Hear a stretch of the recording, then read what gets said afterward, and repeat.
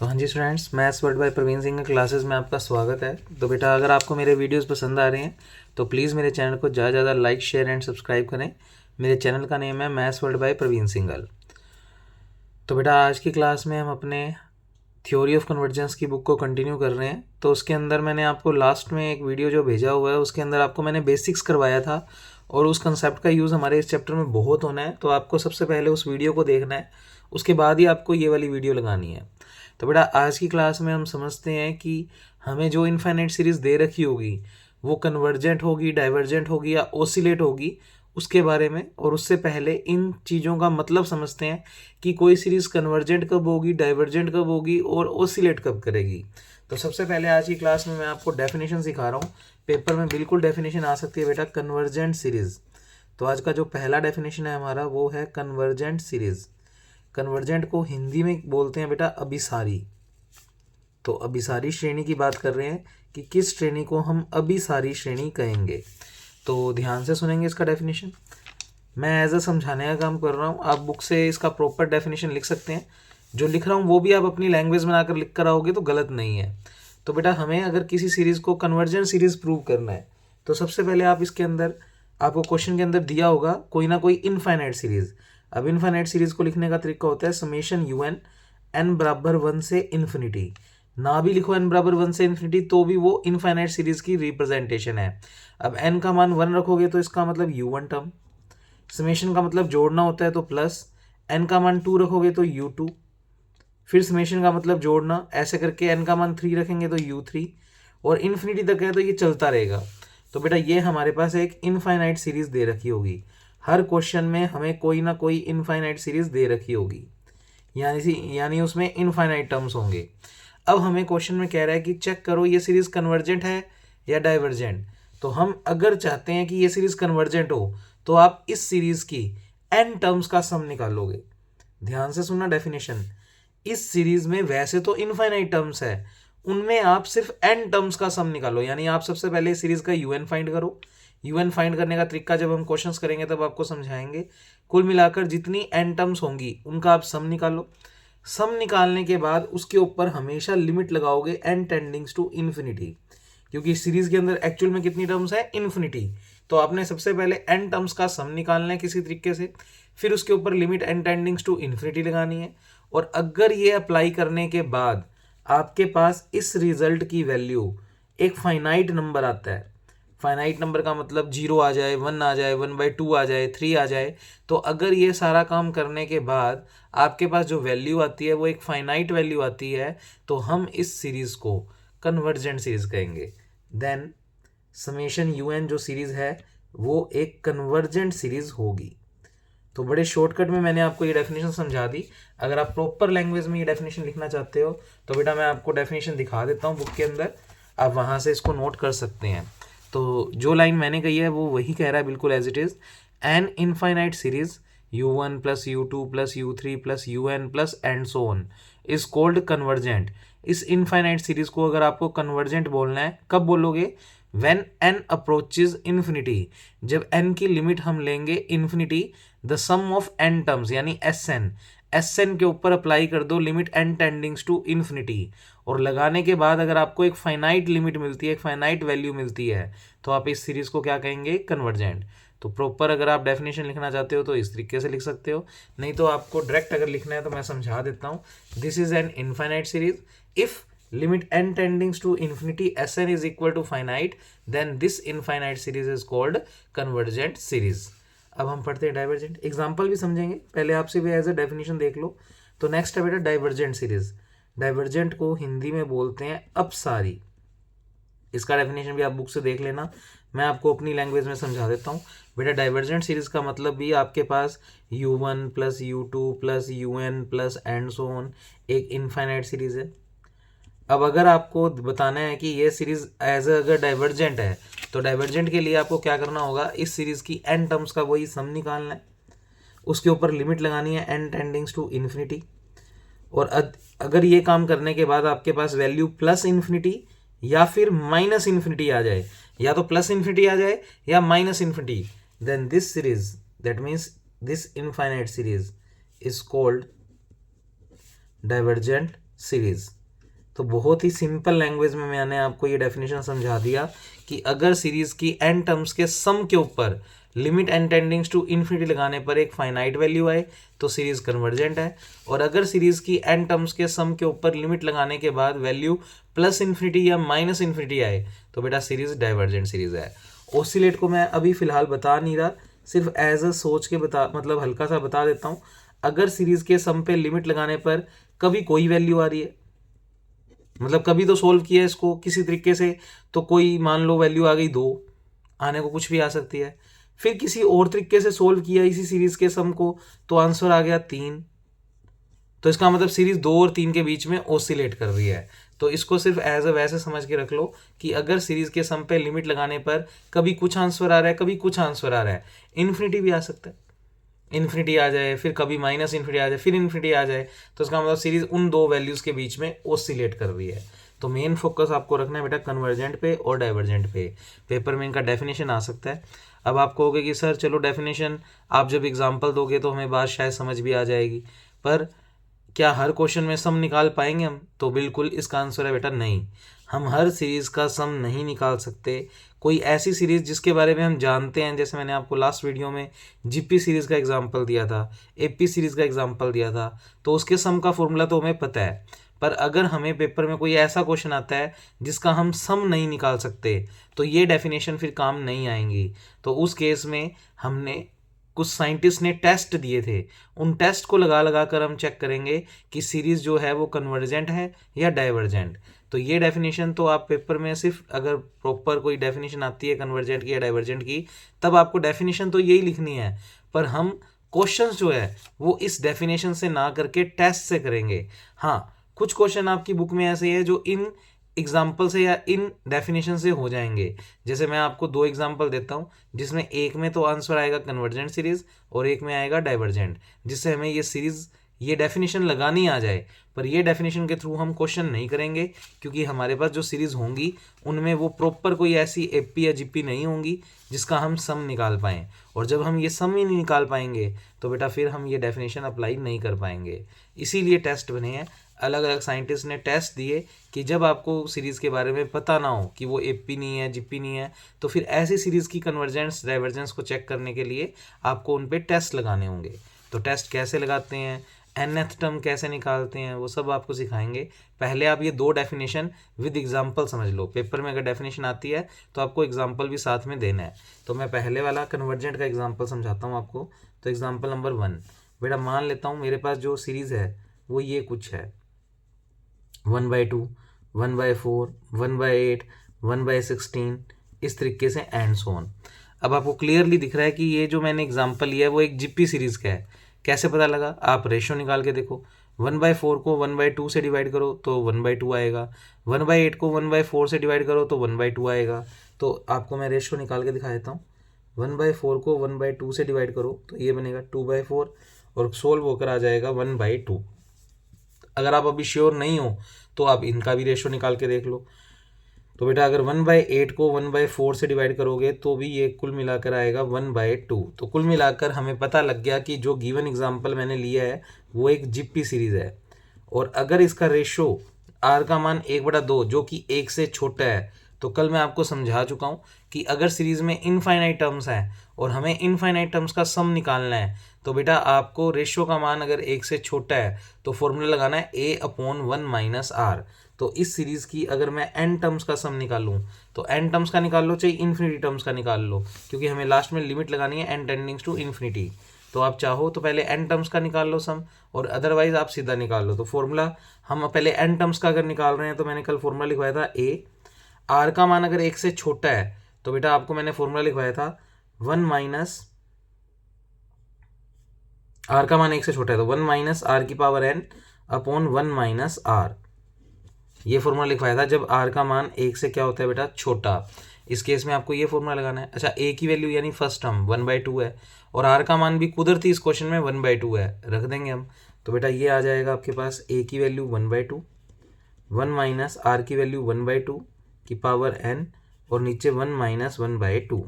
ये नीचे सोल्व होकर आएगा 1/2 और 1/2 से ये 1/2 क्या हो जाएगा? Cancel out. तो कुल मिलाकर आया 1 - 1/2 की पावर n। ये सीरीज़ की n टर्म्स का सम आ गया। अब डेफिनेशन कहती है चाहे कन्वर्जेंट चेक करना हो चाहे डाइवर्जेंट, आप पहले सीरीज़ की SN यानी n टर्म्स का सम निकाल लो। मैंने निकाल लिया। अब मैं तो लिमिट अप्लाई करूंगा n टेंडिंग्स टू इन्फिनिटी। अगर वैल्यू आ गई फाइनाइट तो गिवन सीरीज कन्वर्जेंट हो जाएगी, और वैल्यू अगर आती है प्लस इन्फिनिटी या माइनस इन्फिनिटी तो सीरीज डाइवर्जेंट हो जाएगी। तो चेक कर लेते हैं। तो बेटा यहाँ पर आप लिमिट अप्लाई करेंगे n टेंडिंग्स टू इन्फिनिटी। लिमिट हमेशा n टेंडिंग्स टू इन्फिनिटी लगानी है क्योंकि इनफाइनाइट टर्म्स के लिए हम बात कर रहे हैं। तो बेटा इस तरफ भी लगा दो limit n टेंडिंग्स to infinity 1 minus 1/2 की पावर n। अब बेटा लिमिट अप्लाई कर दो। तो बेटा 1 पे तो कोई लिमिट आएगी नहीं क्योंकि n आ ही नहीं रहा, और यहाँ पर n को आप इन्फिनिटी रख दो तो 1/2 की पावर इन्फिनिटी। अब आपको एक छोटा सा मैं नोट पढ़ा देता हूँ जो मैंने आपको वैसे तो हायर कैलकुलस की बुक में पढ़ाया हुआ है। कोई भी number, any number greater than 1, यानी कोई भी नंबर जो 1 से बड़ा है उसकी पावर अगर इन्फिनिटी करते हैं तो बेटा इसकी वैल्यू आती है इन्फिनिटी। फॉर एग्जाम्पल जैसे 2 लिया, 2 जो है वो 1 से बड़ा है और उसकी पावर अगर इन्फिनिटी करते हैं तो आंसर आता है इन्फिनिटी, क्योंकि 2 को सोचो इन्फिनिटी टाइम्स मल्टीप्लाई करेंगे तो आंसर कितना आएगा, इन्फिनिटी। ऐसे ही 3 की पावर इन्फिनिटी, 3 भी 1 से बड़ा है, उसकी पावर इन्फिनिटी करेंगे तो क्या आएगा, इन्फिनिटी। ये तो हो गया पहला नोट। बेटा दूसरा नोट है एनी नंबर लेस देन 1, कोई भी नंबर जो 1 से छोटा हो उसकी पावर अगर इन्फिनिटी लेंगे तो आएगा 0। फॉर एग्जाम्पल मैं एक नंबर ऐसा सोचता हूँ जो 1 से छोटा है, तो बेटा 1 से छोटा कोई 1/2 ले लेते हैं। 1/2 1 से छोटा होता है, उसकी पावर अगर इन्फिनिटी करें तो उसको अगर सोल्व करें तो 1/2 की इन्फिनिटी। 2 की इन्फिनिटी अभी बताया कितना होता है, इन्फिनिटी। तो बेटा 2 की इन्फिनिटी को लिख दिया इन्फिनिटी, और 1/इन्फिनिटी कितना होता है, 0। तो आप इस तरीके से ये दोनों नोट याद ही रख लो कि कोई नंबर जो 1 से छोटा हो उसकी पावर इन्फिनिटी करेंगे तो 0 आएगा। तो यहाँ पर अगर 1/2 1 से छोटा है, उसकी पावर अगर मैं इन्फिनिटी करूँगा तो आंसर आएगा 0। तो ये 1 चल ही रहा है और इसका आंसर इसके अकॉर्डिंग 0 आ गया। तो बेटा 1 माइनस 0 कितना आ गया, 1। तो आप ध्यान से देखो इस एग्जाम्पल में n टर्म्स के सम पर लिमिट लगाने पर आफ्टर सोल्व जो वैल्यू आई वो एक फाइनाइट वैल्यू आई, और अगर आंसर एक फाइनाइट वैल्यू आया है तो बेटा दैट मीन्स जो ये आपको इनफाइनाइट सीरीज दे रखी है वो एक कन्वर्जेंट सीरीज है। अभी इसका मतलब भी समझेंगे। ये तो मैंने डेफिनेशन समझा दी कि डेफिनेशन कहती है कि सीरीज की n टर्म्स का सम लगाओ, उस पर लिमिट लगाओ, और अगर वैल्यू फाइनाइट आ रही है तो आपकी given series infinite series convergent series है। तो आंसर तो आ गया, बिल्कुल पेपर में ऐसे ही करना है और लिखना है लास्ट में कि ये सीरीज क्या हो गई, कन्वर्जेंट। पर ये तो जिप्पी सीरीज थी। अब हमें जो क्वेश्चंस आएंगे वो मिक्स होंगे, वो ना तो एपी होंगे प्योरली ना जिप्पी होंगे। तो उस केस में हमें टेस्ट लगाकर चेक करना पड़ेगा कि सीरीज कन्वर्जेंट होगी या डाइवर्जेंट। तो मैं हर वीडियो में आपको 2-2 टेस्ट सिखाऊंगा और उसके बेस पे उनके क्वेश्चंस करवाऊंगा। अभी आगे करते हैं। तो फिलहाल ये एग्जांपल प्रूव हो चुका है कि कैसी सीरीज है, कन्वर्जेंट। अब कन्वर्जेंट का वैसे क्या मीनिंग होता है, बात को समझो बेटा। 1/2 का मतलब 0.5, 1/4 का मतलब 0.25। तो आप देख पा रहे हो कि ये सीरीज कंटिन्यूसली छोटी हो रही है भाई। 0.5 उसके बाद सीधा 0.25, उसके बाद और छोटा और छोटा और आगे तक जाएंगे तो ये वैल्यू लगभग छोटी होती सबसे बड़ी वैल्यू 0.5 है, तो लगभग छोटी होती बहुत छोटी हो जाएगी। तो इसका मतलब आप कह सकते हो कि ये जो सीरीज है वो किसी एक फाइनाइट वैल्यू पर जाकर खत्म होगी। तो इस सीरीज को हम क्या कहेंगे, कन्वर्जेंस। कन्वर्जेंट का मतलब यही होता है कि आपकी जो सीरीज है वो जाते जाते किसी एक फिक्स वैल्यू पर जाकर खत्म हो जाए।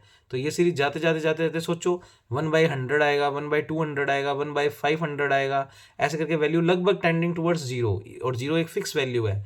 तो इसका मतलब ये सीरीज पक्की बात है कैसी सीरीज होनी थी, कन्वर्जेंट। हालांकि हमने इसको डेफिनेशन वाइज भी चेक कर लिया, पर क्लियरली पता लग रहा है कि ये सीरीज छोटी होती एक फिक्स वैल्यू 0 की तरफ जा रही है, 0 की तरफ अप्रोच कर रही है, एक फिक्स वैल्यू की तरफ अप्रोच कर रही है। तो इसे कहते हैं कन्वर्जेंट कहना। अब करते हैं डाइवर्जेंट का एग्जाम्पल। तो बेटा मैंने एक एग्जाम्पल और लिया, तो नेक्स्ट एग्जाम्पल सुने बेटा। नेक्स्ट एग्जाम्पल लिया मैंने 2, 4, 8, 16। कल भी बात हुई थी, पर आज इन एग्जाम्पलों को हम कन्वर्जेंट डाइवर्जेंट के लिए चेक कर रहे हैं। तो बेटा ये सीरीज हमें चेक करनी है कि कन्वर्जेंट है या डाइवर्जेंट। पेपर में वो यही पूछेगा क्वेश्चन कि इसकी कन्वर्जेंस चेक करो। कन्वर्जेंस का मतलब होता है वो कन्वर्जेंट भी आ सकती है, डाइवर्जेंट भी आ सकती है, ओसिलेट भी आ सकती है। मेनली अभी आपको 2 पे फोकस करना है, कन्वर्जेंट और डाइवर्जेंट। तो देखते हैं ये कन्वर्जेंट आई है डाइवर्जेंट। तो बेटा इसको कैसे करेंगे हम, सबसे पहले चेक करते हैं ये क्या पता हमारी कोई फेमस सीरीज हो। तो बिल्कुल ये भी एक जिप्पी सीरीज है। आप इसका रेशो निकालो, 4/2 करोगे तो 2 आएगा, 8/4 करोगे तो 2 आएगा, तो कुल मिलाकर इस क्वेश्चन में रेशियो की वैल्यू आ रही है बेटा 2, और रेशियो का मान अगर 1 से बड़ा हो और हमें सीरीज की n टर्म्स, ये भी एक जीपी सीरीज है, और इसकी n टर्म्स का अगर सम निकालना हो तो बेटा फॉर्मूला मैंने कल लिखवाया था, अगर रेशियो का मान 1 से बड़ा है तो बेटा फॉर्मूला आएगा a r की पावर n-1 अपॉन r-1। अभी अभी बताया बेटा, अगर अपना रेशियो 1 से छोटा होता है तो ये फॉर्मूला होता है, और अगर रेशियो 1 से बड़ा होता है तो r पहले आएगा 1 बाद में आएगा। तो जो चीज़ बड़ी, जैसे r की वैल्यू बड़ी तो r पहले, और अगर r छोटा तो r बाद में। इधर r छोटा था तो r को बाद में लिखा, इधर r बड़ा है तो r को पहले लिखना है। बस ये फॉर्मूला याद रखने का तरीका है। अब a का मतलब फर्स्ट टर्म सीरीज की क्या है 2, r का मान कुदरती 2 है। ये मत समझना कि जो मैं हमेशा a लेता हूँ वही r है, r का मान जो भी आएगा वो लेना है, ठीक है। इस क्वेश्चन में 2 आ रहा है n-1 और नीचे r की वैल्यू 2 -1, ये सीरीज की n टर्म्स का सम निकल रहा है तो ये 2 है, ध्यान रखना। तो Sn बराबर 2 - 1 1 हो गया, तो कुल मिलाकर ऊपर बचा 2 और यहाँ पर बचा 2 की पावर n-1। अब बेटा डेफिनेशन कहती है सीरीज की n टर्म्स का सम लगने के बाद आपको उसके ऊपर लिमिट लगानी है n टेंडिंग्स टू इन्फिनिटी, तो आप यहाँ भी लगा दो लिमिट n टेंडिंग्स टू इन्फिनिटी। अब देखते हैं क्या आता है आंसर। तो ये इतना स्टेप ब्रैकेट में बेटा, जैसे ही आप n को इन्फिनिटी रखोगे तो 2 की इन्फिनिटी होता है इन्फिनिटी, कोई भी नंबर 1 से बड़ा और उसकी पावर अगर इन्फिनिटी करेंगे तो इन्फिनिटी।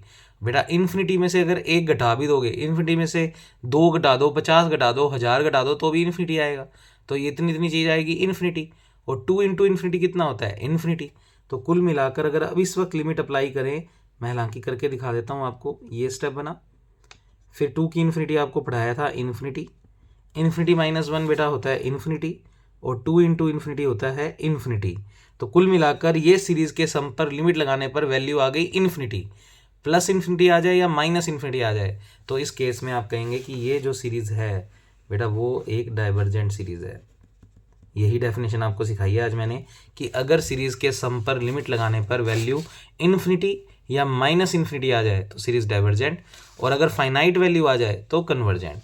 पर अब आप सोचो कि जो एग्जांपल्स मैंने आपको समझाने के लिए इनको लिए हैं उनमें तो हमें सीरीज़ की n टर्म्स का सम निकालने का फॉर्मूला पता था, पर अगर फॉर्मूला ना पता हो तो फिर ये डेफिनेशंस काम में नहीं आएंगी। तो अब हम जितने भी क्वेश्चन आगे इस चैप्टर में करेंगे उनमें इन डेफिनेशन के थ्रू मैं काम नहीं करूँगा, क्योंकि जो सीरीज़ मुझे गिवन होगी वो ना तो एपी होगी ना जीपी, और मुझे सीरीज़ के सम के फॉर्मूले सिर्फ उन्हीं के आते हैं। तो इसका मतलब मुझे कुछ और चीज़ की ज़रूरत पड़ेगी। तो ये डेफिनेशन सिर्फ समझने के लिए है या किसी को भी बताने के लिए है, पर प्रैक्टिकली टेस्ट के थ्रू ही हम कन्वर्जेंस और डाइवर्जेंस के बारे में चेक करेंगे। तो आपको उम्मीद करता हूँ कि ये एग्जाम्पल के थ्रू इन डेफिनेशन को समझने में प्रॉब्लम नहीं आई होगी। अब हम कुछ टेस्ट पढ़ते हैं और फिर उन टेस्ट को अप्लाई करना सीखते हैं।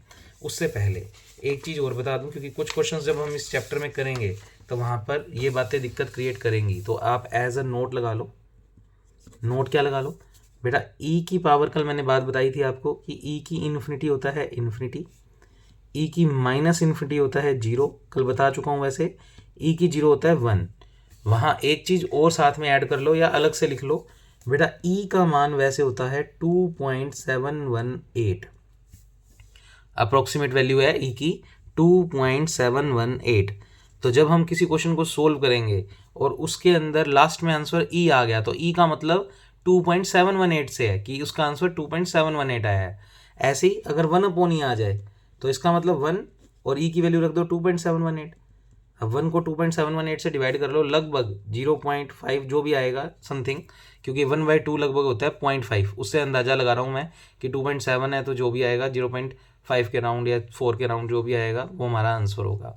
तो इस तरीके से आप ये वैल्यूज़ को पहले कैलकुलेट करेंगे। ये नहीं कि ई में आंसर आ गया अब उसके बाद उसकी तो वैल्यू नहीं पता, तो पता होनी चाहिए कि ई का मान होता है 2.718। अब बेटा मैं आपको टेस्ट लिखवाता हूँ और आपको खुद को पता लगेगा कि इस क्वेश्चन में ये टेस्ट से आंसर आएगा या किसी और टेस्ट से। और पहली बार फेल होने पे नंबर मिल रहे हैं, कैसे सुनना ध्यान से। इन क्वेश्चनों के अंदर जो भी क्वेश्चन पेपर में आएगा आप टेस्ट लगाओगे कंटिन्यूटी में। मैं अभी सिखाऊंगा जब आपको क्वेश्चंस करने, तब आपको पैटर्न समझ में आएगा।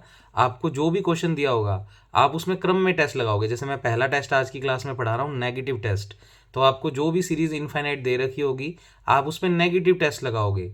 नेगेटिव टेस्ट जो भी कहता है आप वो सारा काम करना, करने के बाद अगर आपको एक रिजल्ट मिल जाता है, यानी आपकी सीरीज कन्वर्जेंट या डाइवर्जेंट प्रूव हो जाती है, तो ठीक है। पर अगर नेगेटिव टेस्ट लगाने पर हमें वो रिजल्ट नहीं मिल रहा, मतलब ना तो पता लग रहा कन्वर्जेंट का, ना पता लग रहा डाइवर्जेंट का, तो हम कहेंगे कि ये टेस्ट फेल हो गया है और फिर हम किसी नेक्स्ट टेस्ट पे जाएंगे। और आपके फेल हो रहे हैं टेस्ट तो आपको लिखने हैं पेपर में, उसके मार्क्स मिलेंगे आपको। ऐसा नहीं है कि अरे मैंने तो ये टेस्ट लगाया और उससे तो आंसर आ ही नहीं रहा, तो ये इतना पेज तो मेरा वेस्ट हो गया। उसको कट नहीं करना, आपको इस चीज़ के मार्क्स मिलेंगे। आपने कोई टेस्ट लगाया, वो टेस्ट लगाने से अगर आपको आंसर नहीं मिला तो आपको सिर्फ इतनी लाइन लिखनी है कि this test is fail, now we take another test. तो फिर आप कोई और टेस्ट करेंगे और फिर बात करेंगे। जैसे आप केमिस्ट्री में करते ही हो, केमिस्ट्री में आप एक्सपेरिमेंट करते हो, हर बार तो सक्सेस नहीं होते, फेल होते हो, तो आप ये चीज़ दिखाते हो कि हमने ये चीज़ मान ली, कोई भी चीज़ मान लो मिलाई आपने और वो उतना डाइल्यूट नहीं हुआ जितना हमें करना था, तो हमारा टेस्ट फेल हो गया। तो फिर हम नेक्स्ट टेस्ट पे जाते हैं। आपने अगर केमिस्ट्री अगर आपके पास है तो आप मेरी बातों को समझ पा रहे होगे कि आप कोई भी एक्सपेरिमेंट करते हो तो उसमें ये कोई है कि आपने पहली बारी में जो चीज़ डाली और उसके थ्रू डायरेक्ट रिजल्ट आ गया। आप कोई चीज़ ऐड ऑन करते हो, आपको तो पता भी नहीं होता कि ये साल्ट कौन सा है। आप उस साल्ट को पता लगाने के लिए सबसे पहले बेसिक्स पे जाते हो। तो बेसिक्स में आपको जो भी टेस्ट बता रखा होता है टीचर ने, आप पहले वो टेस्ट करके देखते हो। अगर वो टेस्ट डिज़ायर रिजल्ट नहीं देता तो हम कहते हैं कि वो टेस्ट तो फेल हो गया, दैट मीन्स ये वो चीज़ तो नहीं है। अब हम अनदर टेस्ट करके पता लगाएंगे कि ये क्या चीज़ है। तो इसी तरीके से इस चैप्टर में आपके टेस्ट लगाने के बाद अगर टेस्ट फेल हो रहे हैं तो उसको कट नहीं करना, आप अगला टेस्ट लगाओ और फाइनली आपको कोई ना कोई टेस्ट लगाने पर रिजल्ट मिल जाएंगे। और कुछ क्वेश्चंस इस चैप्टर में ऐसे भी हैं जो एक से ज़्यादा टेस्ट से भी सोल्व हो जाते हैं। तो हमें कोई रट्टा नहीं मारना, हम तो अपना पैटर्न लगाएंगे हर बार। एक फिक्स टेस्ट, पहले हम जैसे नेगेटिव टेस्ट लगाएंगे, फिर प्रैक्टिकल कंपैरिजन लगाएंगे और उसके थ्रू हमें कहीं ना कहीं आंसर मिल जाएंगे। तो बेटा इस तरीके से अगर वो भी फेल होते हैं तो फिर आगे डी लंबर्ट है, राब्बे है, वो स्टेप बाय स्टेप आपको खुद समझ आएगा। कोई रटवाने वाला चैप्टर नहीं है कि मैं कह दूं आपको रट के जाना है कि इस क्वेश्चन में यही टेस्ट लगाना है अदरवाइज टेस्ट फेल ही होंगे। नहीं, आप तो अपना कंटिन्यूटी में करोगे काम। फेल होते जा रहे हैं टेस्ट तो कोई बात नहीं, आप नेक्स्ट टेस्ट लगाओ, नेक्स्ट टेस्ट भी फेल हो गया तो और नेक्स्ट टेस्ट लगाओ। ऐसे करके किसी एक टेस्ट को लगाने पर आपको फाइनल रिजल्ट जरूर मिलेगा। तो फिलहाल आज की क्लास में हम आपको एक दो टेस्ट सिखा रहे हैं और उसके बेस पे कुछ क्वेश्चंस करवा रहा हूँ। तो बेटा आज की क्लास में हम पहला टेस्ट कर रहे हैं नेगेटिव टेस्ट। तो पहले नेगेटिव टेस्ट का स्टेटमेंट पढ़ते हैं और वो क्या कहता है उसके बारे में देखते हैं। तो ध्यान से सुनेंगे आप। तो बेटा आज की क्लास में मैं आपको पहला टेस्ट जो पढ़ा रहा हूँ वो मैं पढ़ा रहा हूँ नेगेटिव टेस्ट। ये सारे टेस्ट सीरीज़ की कन्वर्जेंस को चेक करने के काम आते हैं। मैं बारी बारी कह रहा हूँ, कन्वर्जेंस का मतलब कन्वर्जेंट से नहीं है। कन्वर्जेंट भी आ सकता है आंसर, डाइवर्जेंट भी आ सकता है, ओसिलेट भी आ सकता है। फिलहाल ओसिलेट की बात नहीं कर रहा मैं, सिर्फ कन्वर्जेंट और डाइवर्जेंट के ऊपर फोकस कर रहा हूँ। तो पहला टेस्ट जो आपको सीरीज़ के ऊपर लगाना है वो लगाना है नेगेटिव टेस्ट। इसको हिंदी में बोलते हैं ऋणात्मक परीक्षण। हिंदी में इसको बेटा बोलते हैं ऋणात्मक परीक्षण। अब सुनो ये टेस्ट क्या कहता है। ये कहता है आपको क्वेश्चन के अंदर पहले कोई इनफाइनाइट सीरीज दे रखी होगी। ऑब्वियस बात है, इनफाइनाइट सीरीज का चैप्टर है तो आपको इनफाइनाइट सीरीज तो दे ही रखी होगी। तो ये कोई इनफाइनाइट सीरीज है। अच्छा, सेक्शन ए में ना इन टेस्ट को पूछ लेता है वो कि नेगेटिव टेस्ट के बारे में बताओ, तो आपको ये पूरा प्रॉपर ऐसे ही लिख कर आना है। तो बेटा आपको हर बार एक इनफाइनाइट सीरीज दे रखी होगी। अब आपको इस इनफाइनाइट सीरीज के ऊपर नेगेटिव टेस्ट लगाकर चेक करना है कि सीरीज कन्वर्जेंट है या डाइवर्जेंट। तो बेटा नेगेटिव टेस्ट क्या कहता है कि आपको जो भी इनफाइनाइट सीरीज दी हुई है उसकी आप nth टर्म निकालो। सम नहीं निकालना, क्योंकि सम तो हम उन्हीं का ही निकाल सकते हैं जब एपी या जीपी हो, अदरवाइज तो हम सम निकाल ही नहीं सकते। तो बेटा नेगेटिव टेस्ट कहता है सम की जरूरत भी नहीं है। वो कहता है जो भी इनफाइनाइट सीरीज है आप तो मुझे उसकी nवीं टर्म दे दो। अगर nवीं टर्म क्वेश्चन में नहीं दे रखी तो मैं आपको निकालना सिखाऊंगा, और जिन क्वेश्चनों में nth टर्म दे रखी होगी आप सीधा उस nth टर्म को बुलाओगे। तो जैसे इस सीरीज की nth टर्म ये है, आप इसको बुला लो। अब नेगेटिव टेस्ट क्या कहता है, जो सीरीज की nth टर्म है उसके ऊपर आप डायरेक्ट लिमिट लगा दो n टेंडिंग्स टू इन्फिनिटी। सम नहीं निकाला मैंने, सिर्फ nth टर्म बुलाई है और उसके ऊपर लिमिट n टेंडिंग्स टू इन्फिनिटी लगा दी। अब इसको सोल्व करो। इसको सोल्व करने के बाद अगर इसकी value not equal to 0, infinity आ जाए कोई दिक्कत नहीं है, 2 आ जाए, 3 आ जाए, 0 नहीं आना चाहिए।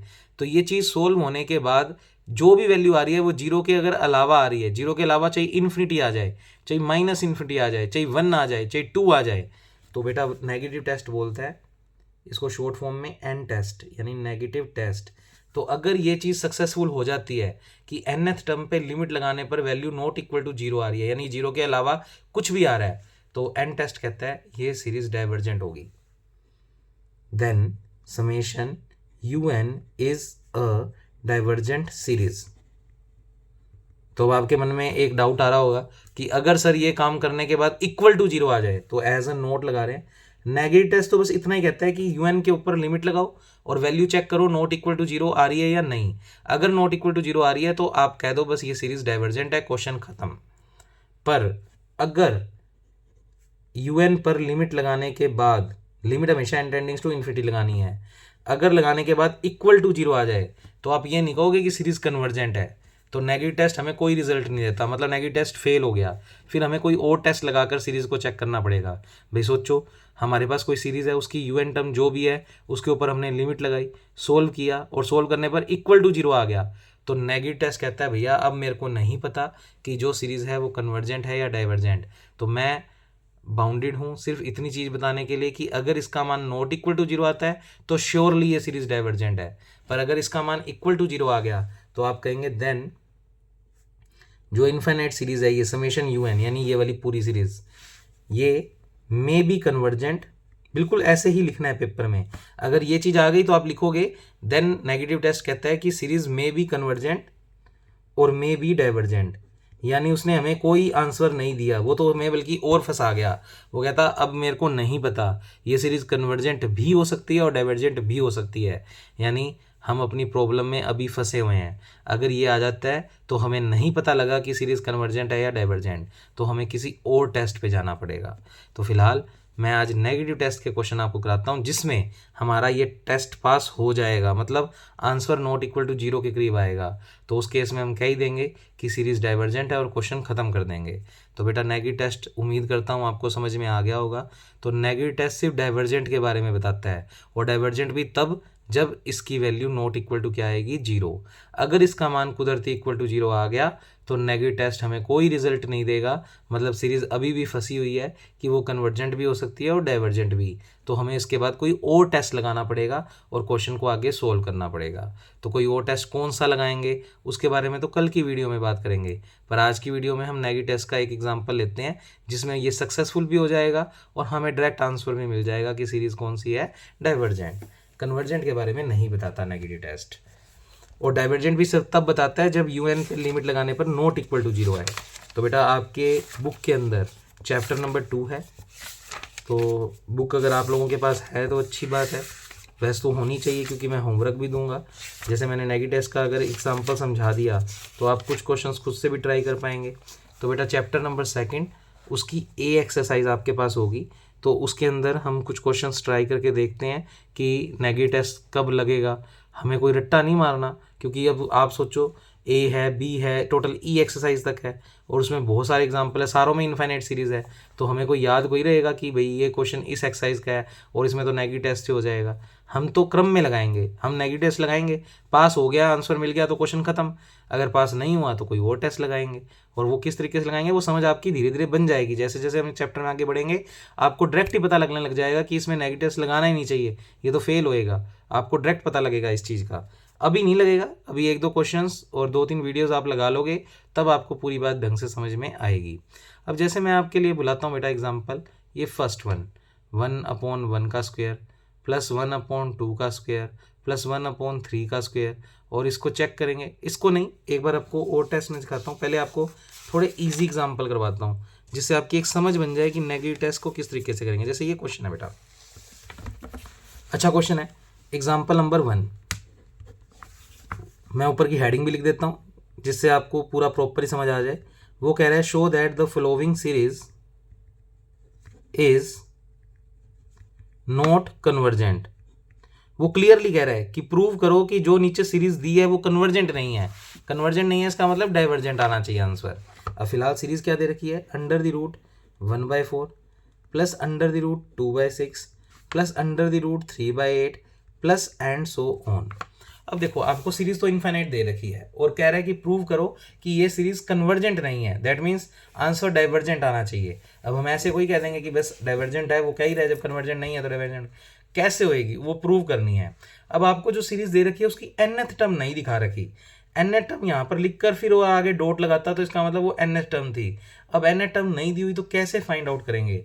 तो अच्छी बात है, आपको पहले ही क्वेश्चन के अंदर पता लग गया कि un यानी nth टर्म कैसे निकालेंगे। बेटा nth टर्म निकालने के लिए आप सीरीज को ऑब्जर्व करो। अब ऑब्जर्व कैसे करना है? चेक करो, हर टर्म में देखो रूट आ रहा है, इसका मतलब nth टर्म जो भी होगी उस पर रूट आएगा। तो मैं आपको un निकालना सिखा रहा हूँ यानी nth टर्म। तो बेटा पक्की बात है रूट आएगा, हमने रूट लगा दिया। अब देखो पूरी सीरीज में हर एक टर्म में डिवाइड का निशान है, दिख रहा है आपको भी, तो nth टर्म में डिवाइड भी आएगा। अच्छा, ऊपर कुछ टर्म्स चल रही हैं और नीचे कुछ टर्म्स चल रही हैं, अब उनका पैटर्न देखते हैं कि वो कैसा पैटर्न है। तो इस तरीके से आपको क्वेश्चन के अंदर अगर nth टर्म नहीं दी हुई तो आप इस तरीके से ऑब्जर्वेशन करोगे कि हम इसका nth टर्म कैसे फाइंड आउट करें। तो बेटा ऊपर ध्यान से देखें, 1 आ रहा है, फिर 2 आ रहा है, फिर 3 आ रहा है। तो इस पोर्शन को मैं साइड में रफ में लिख रहा हूँ, पेपर में ये पोर्शन करके दिखाओ या ना दिखाओ आपकी मर्जी है, सीधा un लिख सकते हो आप, जो मैं लिखने वाला हूँ अभी। तो बेटा ऊपर चल रहा है देखो 1 2 3, और अब अगर सिर्फ इतने को देखें, पूरे को देखेंगे तो बात समझ नहीं आएगी, पर ऊपर ऊपर वाले पोर्शन को देखें तो 1 2 3 आ रहा है। अब 1 2 3 में हम कॉमन डिफरेंस चेक करें तो बेटा 1 1 का गैप आ रहा है। आप 2 में से 1 को माइनस करोगे तो 1 आएगा, 3 में से 2 को माइनस करोगे तो 1 आएगा। इसका मतलब इस क्वेश्चन में कॉमन डिफरेंस 1 1 आ रहा है, चाहे आप 3 - 2 करके निकाल लो, चाहे 2 - 1 करके निकाल लो। और अगर किसी सीरीज में कॉमन डिफरेंस सेम हो तो उस सीरीज को एपी बोलते हैं, समांतर श्रेणी। और इसका अगर nवा पद निकालना हो तो फॉर्मूला होता है a + n - 1 × d। अब a क्या चीज़ होती है? इस सीरीज का फर्स्ट टर्म कितना है बेटा? 1, तो a का मान तो हो गया 1, n - 1 d का मतलब कॉमन डिफरेंस, बेटा कितने कितने का गैप है? 1 1 का, तो d की वैल्यू आ गई 1। थोड़ा सोल्व कर लो, 1 n से मल्टीप्लाई होगा तो n, 1 1 से मल्टीप्लाई होगा तो 1, 1 से 1 कैंसिल आउट, कितना आ गया? n। तो आपको आगे वाले क्वेश्चनों में रट ही जाएगा कि 1 2 3 है और n टर्म निकालनी है तो n आएगा। निकालना कैसे वो मैंने आपको समझा दिया। तो ऑब्वियस बात है n टर्म में ऊपर क्या आएगा? n। अब डिवाइड में देखो, डिवाइड में है 4 6 8, इसको भी अलग से बुला लो। कई बच्चे क्या करते हैं इस चैप्टर के अंदर, पहले 1/4 को लिख देंगे 0.25, इसको भी कट कटाकर जो भी आएगा वो लिख देंगे, फिर नहीं होगा बेटा, फिर आपको कुछ नहीं होएगा। जो क्वेश्चन पेपर में जैसा दिया हुआ है उसको वहीं से सोचोगे तो आपसे un निकल जाएगा। तो बेटा 4 6 8 के बारे में देखते हैं।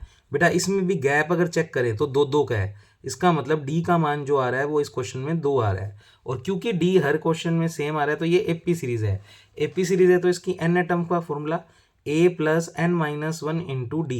a का मतलब फर्स्ट टर्म कितनी है? 4, n - 1, d की वैल्यू कितनी है? 2। थोड़ा सोल्व कर लो, तो बेटा 2 का अंदर मल्टीप्लाई करेंगे तो 2n - 2, फिर 2n तो पहले लिख दिया और 4 और 2 सोल्व होकर आ गया प्लस का 2। तो बेटा इसकी n टर्म आ गई 2n + 2। तो बेटा डिवाइड में आएगा 2n + 2। अब अगर आपने जो भी un निकाला है, अगर आपको लगता है कि आपने सही नहीं निकाला तो आप इसमें n की वैल्यू 1 रख के देखो, और देखो 1 पहली टर्म आ रही है क्या? तो n का मान जैसे ही 1 रखोगे तो ऊपर 1 आ गया, और n का मान 1 रखोगे तो बेटा 2 + 2 4 बिल्कुल आ रहा है। n का मान 2 रखो तो यहाँ पर 2 आ गया, फिर 2 रखेंगे तो 2 2 जा 4, 4 + 2 6 बिल्कुल आ रहा है। इसका मतलब जो मैंने n टर्म निकाली है वो बिल्कुल सही है।